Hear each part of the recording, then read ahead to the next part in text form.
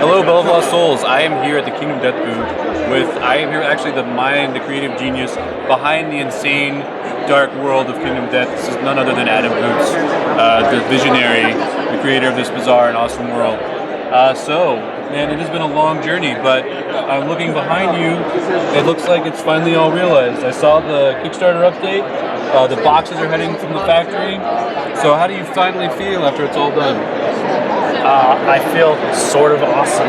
Like, it has been such a challenge, such a struggle to get to this point, and seeing the fans play the game, interacting with the backers, it's like just resonating. It's like somehow giving me all that sleep I lost back. Yeah, well, for anybody who backed it, and for anybody who followed the campaign after it had ended, you know, there were so many posts where you would say, like, we've got these and these fruits look great, and you'd be like, this isn't quite there yet. We got to send it back for a few more tweaks because I don't want anything that isn't perfect. Yeah. So, yeah, I mean... you know, I can't say I'm a normal person because that's not fair, right? But I was a person with an idea and a vision for something that I wanted to share with the community.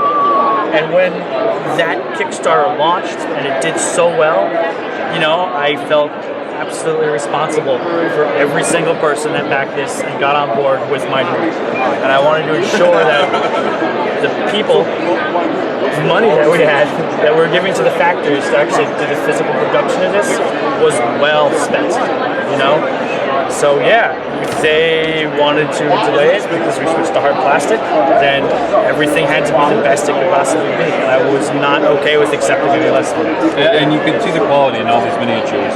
I know you've already got some footage of all the amazing sprues, but there it all is. So this box, and it's already an enormous box. Yeah, it's just absolutely 17 pounds of stuff. So 17 pounds. So you guys probably know, as many miniatures as that is, polystyrene doesn't exactly weigh a lot. So a lot of that weight is coming from the part of the game that a lot of people don't really think about when they factor in cost. And that's the development and the printing of all these amazing game components. We've got cards, we've got tokens. Every monster that comes in the game has to have its own AI deck and its own wound deck as well. So it's got its own AI deck, its own hit location deck, its own resource deck, and then a very small hunt deck. So for the antelope here, it's not just about one card with its hit points and its stats. There is that, of course, but then it's also, like we were just talking about, we've got the hit locations, the AI, and all the resources that it generates that you're going to craft into materials for your settlement when it's done. So there's also just so much development work, not just on the side of the miniatures, but also on the side of the game and the gameplay to make sure it's a really fun experience that people are going to want to play again and again and again. So having said that, even knowing all this, I think people are still may have a little bit of a problem with a $400 price. Like, that is a lot of money. So what do you say to anyone who says $400? I mean, I know it's an amazing game. I believe that it's an amazing game. So the person who loves it just as much as I do, but is still having a hard time with $400, what would you tell that person? So to make it anything less than it is, we'll be taking basically a enormous sandbox in the darkness and turning it into just a bucket with some sand. And although that's an experience a lot of people are okay with, especially when they want to get their toes wet with something new, that is not the vision that I had for this game, and for, most importantly, the experience that the backers are going to get. I understand that the fiscal responsibilities of something this large and heavy, we've had to have a price tag like this, and I wish I could give everyone new the same price the backers got, which in most cases was less than cost. Wow. We went in about $750K beyond. So after we took all of the backers' monies and gave to China, we took all of my money and then all of my money from the resin sales and gave that to China too. We were doubling down, you know. With the delays, I wanted to get the absolute best thing we could. So I guess thank you so much. I guess kind of there you have it, folks. So literally, you cannot get the Kingdom Death experience for anything less than what comes in this box. And what comes in this box can't cost you anything less than the $400, except unless you're at GenCon. And then like us, if you're really lucky, you can get it for $275. And if you did some of the pre-orders, will there be any other pre-order? Because this probably isn't going to go live till after GenCon. Yeah. So will there be any other like Black Friday sales? Any other chances for people to score that amazing price? When you air this, I would be happy to open up pre-orders again for this price for 24 hours. All right, you hear that? No, it's fair. 24 hours. It's like, I want to hook up the people who believe in this before retail as much as possible.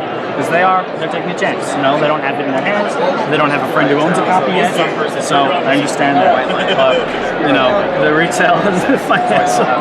This is yeah, you got a big book, you got a ton of screws, a ton of cards. You know, I mean, if you think about it, like there are lots of card games out there where you get, you know, 200 cards and that card game is $20, $25, even $30. So how many cards are just in the game? over 1,000. There are over 1,000 cards in the game. So if you look at it, if you say a 200 card game is going to run you around 25 bucks, that's 55 times that. I mean, you're basically looking at. So that's $225 worth of cards at that price. You're looking at essentially what a pair of deck building games. Yeah. Plus. Well, more than that. Deck builders don't usually have 500 cards. Okay, you're looking at maybe 3 or 4 deck building games plus. I'd say 4 if there's 1,000 cards. 250-page rulebook, which by itself would retail, you know. Yeah, and it's high quality. You know, it's not like. Plus. Can we take it out? Just yeah. I have a copy here. Oh yeah. Plus. You know what? I mean, how many miniatures is this if you compared it to another game? Like, almost, is it an army's worth? Yeah. Easily. Depends on the game. Just flip through it real quick. Yeah. Just for a lot of games, that would definitely be an army's worth of minis. Yeah. So this is not newsprint. This is better paper, right? Yeah. It's high quality looking. High quality paper. So this is a real. You know, this isn't just like your usual game rule book. This is high quality stuff. How many pages total? Just 200. 221. Full color. Yeah. So the first part of the book is, you know, the tutorial for starting the game up, and then we move into the rules with a lot of like the technical stuff. Because when you have a system where people can interrupt each other and also the monster's actions to do things, you got to get specific. It's just how it is. And then the rest of it is just story events, story event after story event after story event. And these are the things that you will be triggering as you play that guide your campaign to its completion. Some crazy unique art too. Thank you. It's so really much. fun. I mean, it has to me, it has all the most fun elements of some of my favorite video games and role-playing games. I think the really interesting thing is it has crafting. Because that's just this whole other fun element. Like, there's nothing quite like making your own gear in a game. Right. You know, it's great if the boss dies and he drops a cool sword. But when you make that sword yourself from things that you've gathered from other kills, there's just like a very special, cool reward there, you know, above and beyond. The whole experience, right, ends up being just a myriad of small choices that you make. And at the time, it can seem inconsequential, like, yeah, I'll build 2 bone swords instead of a bone axe because the bone axe is more expensive, or whatever, right? But then those will have lasting effects throughout your entire campaign, right? So in that example, if you made the bone axe, maybe someone would have started to develop a bone axe specialization as opposed to. It definitely kind of feels like more of like. And then when it comes down to the crunch, the extra wounds you do because the axe is savage may be what saves you. Very cool. So here is sort of like our little demo we have set up for GenCon of a survivor in full leather armor, and they have their round leather shields and their Zambato. The monster grease is just grease, so it's not represented as a miniature part. And the frenzy drink does exist, but it looks like it might have fallen off in transportation. And then down here, we have some survivors in lantern armor, and then another survivor in rawhide, and another one in leather with a big counterweight axe. And then these are the settlement locations that you build in your settlement, and the primary place where you're crafting all of these things. And then the affinity system sort of creates this surprisingly addicting puzzle system where you're going to turn off and on abilities from your gear by making sure they're connected. The Zambato, for example, gets devastating if you have a green affinity, and specifically if that red affinity on the top is connected. That's what that little puzzle piece means. And devastating is awesome. It basically doubles your maneuver, because otherwise it's just a slow weapon. Very cool. So there's a whole ton of mechanics. Yeah, it's a lot. Yeah. We covered a lot in the Tremendous demo. amount. Yeah. Awesome. You have your showdown phase, right?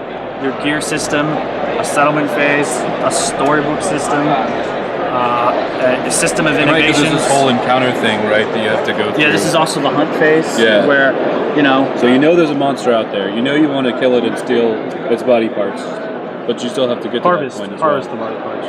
True. So here is the White Line, another story event where you have the showdown with it. Wow. So...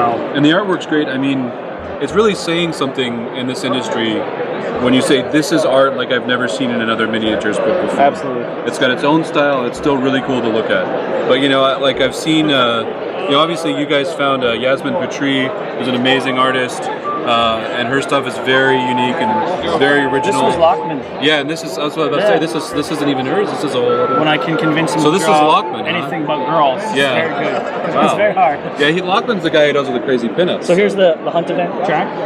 You can see every level is set up slightly differently. And then when you fight the monster, you actually uniquely build his AI deck every time. So you'll take, if you're fighting a level 2, for example, 10 of the basic cards, 5 of the advanced cards, and shuffle them up and create that deck. So even when you repeat the advanced are hunt like the same move monster, cards. even when you repeat the same monster over and over again, they change. Like at level 2, he gains Cunning, which is actually over here as an example. And it's a trait card that at the end of his turn, he will drag any adjacent survivors away from everybody else. So the complication of the game and the campaign continues to build. But since you start at ground zero with nothing, it helps teach players all of the mechanics so that you're ready for the escalating challenges that are to come. Awesome. And then here, I don't know, Ben, if you've seen this or not. So the antelope has an attack called Crush and Devour. And there's a chance that the lower mouth will just eat someone up. And when that happens, you trigger this story event. And the story event gives the player this unique status card called Gobbled Up. And since the model is now inside the antelope, you represent that by placing the model on this card off the table. And it has rules for what you do at the start of your turn, because you can't do your normal stuff. And there she is getting eaten up. Yep. That's really brutal. And when you're inside of its mouth, it'll chew you. There's a high chance you just get in trouble. There's also a small chance that you will manage to get a hold of his second heart that's inside it, and that's the only way to get that resource. So late game, if you're really gear hunting, you may purposely fight an antelope, take a sacrificial lamb, and try to get him in there, so you can get this resource. Wow. Layers upon layers, people. All right, well, I think, man, yeah. All right, so. Well, there you go, people. I don't know really.